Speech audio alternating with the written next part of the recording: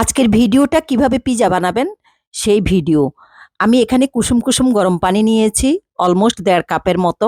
আমি আমার পরিমাণ মতো নিয়েছি, যত বড় পিজা বানাবো, একটু বড় করে পিজা বানাবো। সেই পানিতে, গরম পানিতে আমি ১ টেবিল চামচ ইস্ট দিয়ে দিয়েছি, ১ টেবিল চামচ চিনি দিয়ে দিয়েছি। দিয়ে ইস্টটাকে ভালো করে ভিজিয়ে রাখতেছি।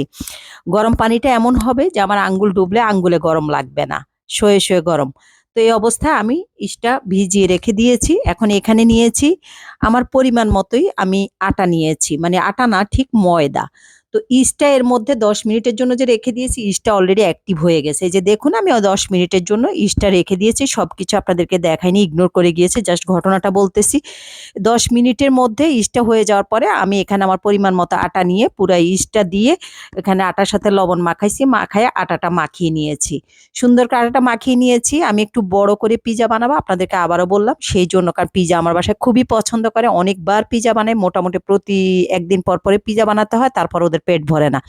যাই হোক, আমি আটাটা একদম সুন্দর করে রুটি বানানোর মতো করে মেখে-টেখে রেডি করে রেখেছি। এটার সাথে শুধু ইস্টের পানিটাই দিয়েছি, আর কিচ্ছু দেইনি। ইস্ট আর চিনি মাখানো ওই পানিটাই দিয়েছি। আর লবণ দিয়েছি। এইটা আমার আটাটা আমি ঢেকে রেখে দিয়েছি। সেখানে প্রায় ১০ মিনিটের মতো ঢেকে রেখেছি। তো আটাটা দেখেন মোটামুটি সুন্দর সফট হয়ে গেছে। এখন এটাকে আমি রুটি বেলে নেব। এই যে রুটি বেলে নিচ্ছি, আমি জানি আজকের পিজাটা অনেক বড় হবে। এইজন্য আটাটাও বেশ আ অনেক বড়, আটার চাকাটা। তো আমি এটাকে অনেক বড় করে রুটি বানাবো। যদিও আমি পিঁড়িটা আমার ছোট হয়ে গেছে, কিন্তু অনেক বড় হবে রুটিটা। তো দেখুন, আমি বড় করে রুটিটা বেলে নিচ্ছি। খুব সুন্দর করে রুটিটা বেলবো। একদম সর্বোচ্চ বড় করে বেলবো রুটিটা। বেলে তারপরে কি দেবো, এখানে আমি আবারও বলছি যে এখানে আমি শুধু ওই যে কুসুম কুসুম গরম পানিতে ১ টেবিল চামচ ইস্ট, ১ টেবিল চামচ চিনি মাখিয়ে আমি অ্যা ব ২ কাপ পরিমাণ পানিতে মাখিয়ে আমি ১০ মিনিটের মতো রেখে দিয়েছিলাম। তারপর ওই পানি দিয়ে আটাটা করেছি। এখন দেখুন, রুটিটা আমি সর্বোচ্চ বড় করেছি ট্রে সমান। এই রুটির মধ্যে আমি আগে এই সসটা করে রেখেছি। টমেটো, কাঁচামরিচ সহ ক্যাপসিকাম দিয়ে আমি এই সসটা করে রেখেছি। সাথে একটু আ হোয়াইট পেপার দিয়েছিলাম। সসটা করে রেখেছি, সেই সসটাই আমি এখানে পুরাটাতে মেখে দিয়েছি। কারণ আমি বাজারের টমেটো সসটা দেইনি। চিন্তা করলাম বাসায় বানানো সসটাই দেই। সাথে আমি কিছু ভেজিটেবল দিলাম। এখানে বরবটি থেকে আমার ব্রোকলি থেকে শুরু করে ফুলকপি, তারপরে ক্যাপসিকাম, গাজর সবকিছু দিয়েছি। দিয়ে সেটার মধ্যে এখন চিকেনটা আগেই আমি আ ইয়ের জন্য, পিজার জন্য রেডি করে রেখেছি। সেই চিকেনটাকে আমি ম্যারিনেট করে আমি আদা, রসুন এবং ব্লাক পেপার, লবণ দিয়ে একটু অলিভ অয়েল দিয়ে আমি ভেজে রেখেছিলাম।